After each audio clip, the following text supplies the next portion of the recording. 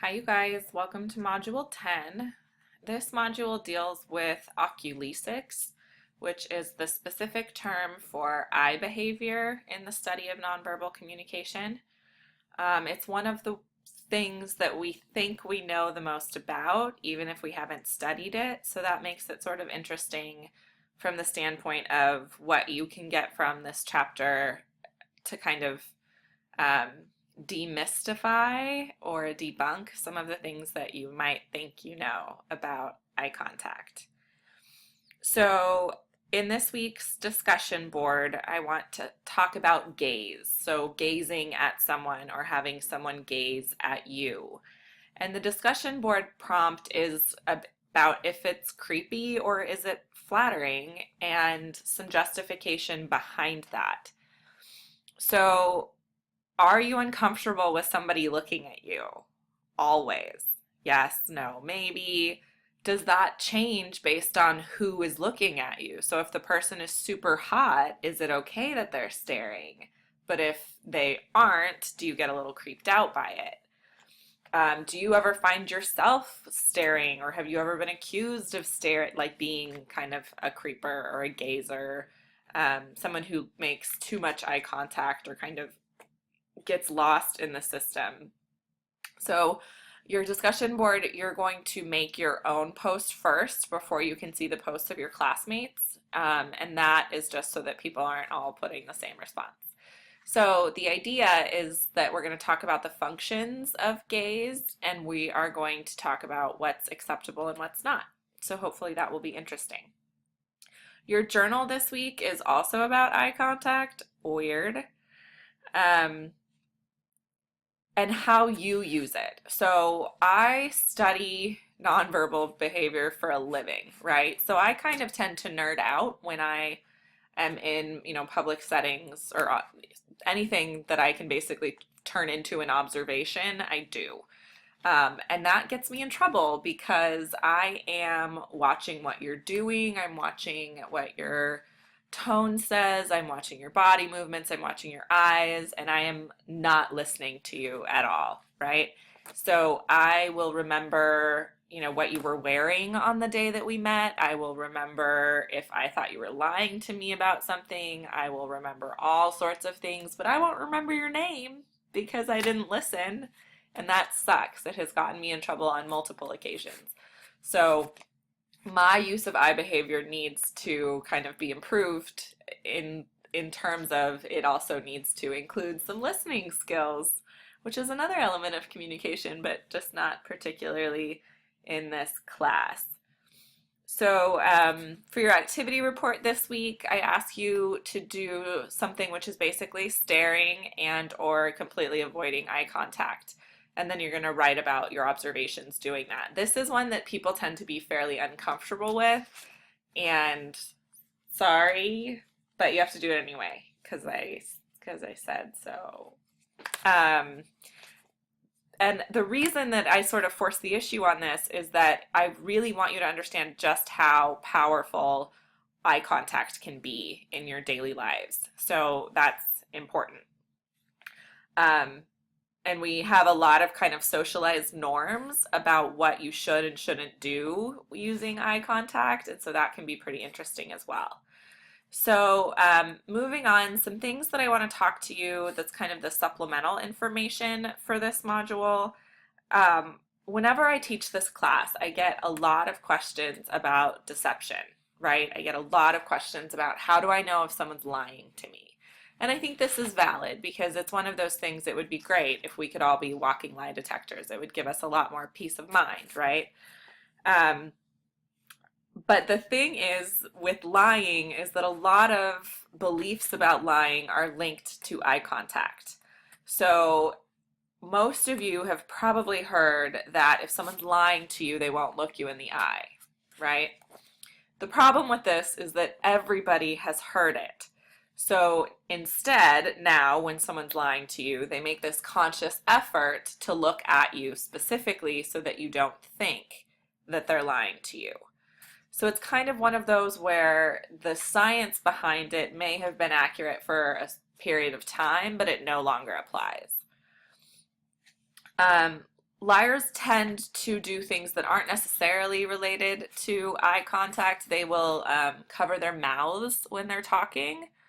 The reason being that we are under the assumption that we're not all, sociopaths, and that lying is uncomfortable for us because it's wrong. So the idea there is that you literally don't like what you're saying, and so you sort of try to cover your mouth, like, shut up. I can't believe I'm saying this, but I'm saying this, kind of a thing, right? So that's an interesting thing to look for. People who lie will also do a lot of self-soothing gestures. So they will tend to rub their arm, kind of like talking themselves into it, like it's okay, you can get through this, you can get away with it. Um, Lying also, because it's uncomfortable and because, we generally are socialized not to, a lot of us will have physiological responses. So people will get red, or they'll tend to scratch like their nose or their face. And it's because your body actually starts to itch because of this reaction that you're having to kind of the psychology of lying. So that can be really interesting. The problem with this lie detector idea is that there are so many ways that people can cover up deception, and there are so many ways that people can give away that they're lying, and without those are what we would call tells. So maybe I used to babysit this little girl, and every time she would lie, she would start the sentence with actually. So that was her tell, is she would say, actually, my mom said I didn't have to eat dinner. I could just eat dessert, and I could have, and actually she said I could have two desserts. So that was her tell. But I mean, people have a whole spectrum, both verbally and non-verbally, of things. So the problem is that we have a really bad accuracy rate. So the average bear out there on the street has about a 50-50 chance of determining whether or not a statement is a lie. A deception expert has about a 65-35 chance of determining whether something is a lie accurately.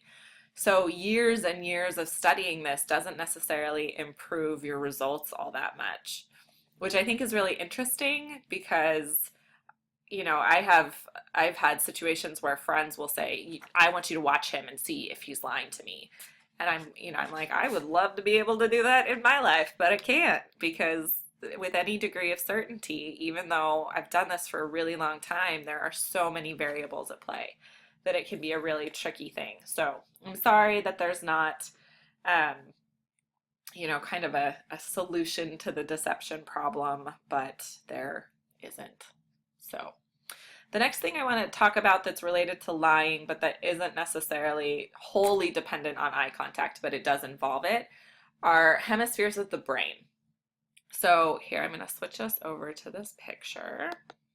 Yay, there we are. Okay, so left and right hemispheres of the brain control different things. So as you can see here, the left hemisphere of your brain controls things like logic, math, language, reading, writing, analysis. It's kind of the sciencey side. And the right side of your brain is more like your creativity, your personality, spatial abilities, art, music. It's kind of the like artsy, funky side of your brain. And so the tricky thing about hemispheres of the brain is that they control the opposite sides of the body.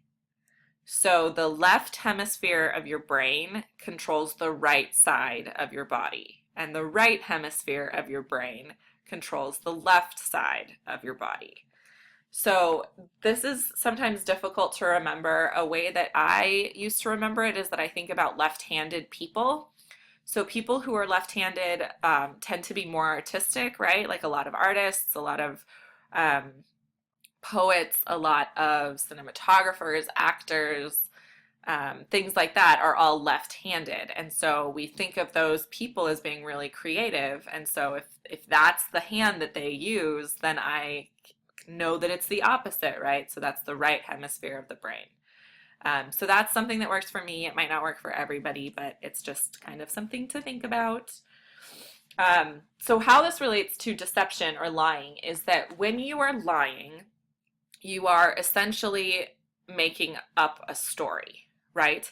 And that requires being creative.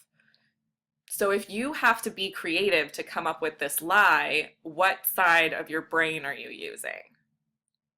The right side. So which side of your body would be impacted? The left side.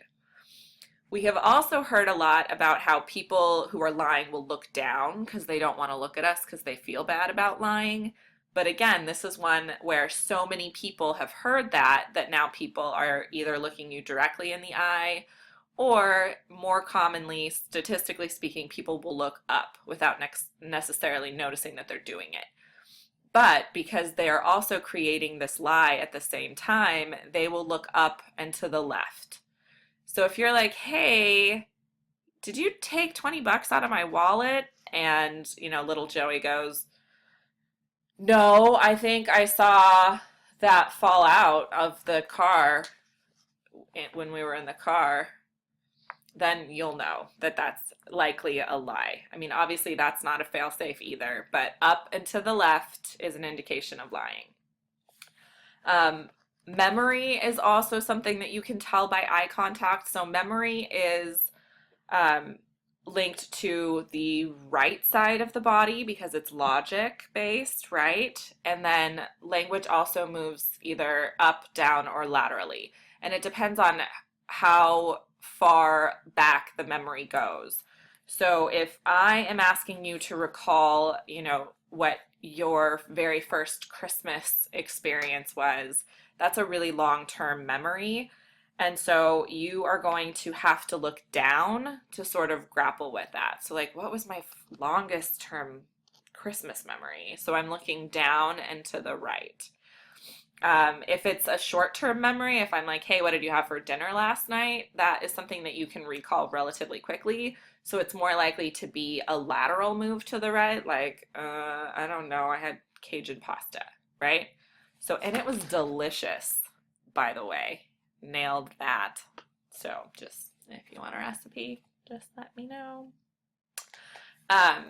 But so those are some things that are linked to your eyes and also the hemispheres of your brain. The other thing to remember is that eye movement is one of the harder things to control. So people tend to get a little twitchy. We cannot control pupil dilation, which is actually super cool because I'll tell you why in a minute. But if you think about emotional reactions that are really authentic, they tend to involve the eyes. So things like surprise, you kind of jump back and your eyes get big. Anger, your eyes narrow. When you cry, or if you feel like you're about to cry and you're trying not to, you might find yourself blinking a lot to sort of try to control that mechanism. But this is your party trick for this module, is that your pupils you can't control your pupil dilation. So you can tell whether or not someone is attracted to you based on pupil dilation. So the idea being that when an image is pleasant, our pupils dilate so that we can take more of it in, right? So if you meet someone for the first couple of times and their pupils dilate, it means that they think you're attractive. So that's a fun trick to do. But that being said, don't go home and like look at your significant other and be like, look at me, because it doesn't work on people that you know well, because your brain adjusts and it no longer gets kind of the surprise rush of the attraction. They still think you're pretty, I promise. And hey, if it gets you like a free breakfast burrito, don't say no to that. That sounds delightful. And obviously this is one of those things that's going to be easier to tell pupil dilation on people with light colored eyes than it is on people with dark colored eyes, just because the change is more dramatic.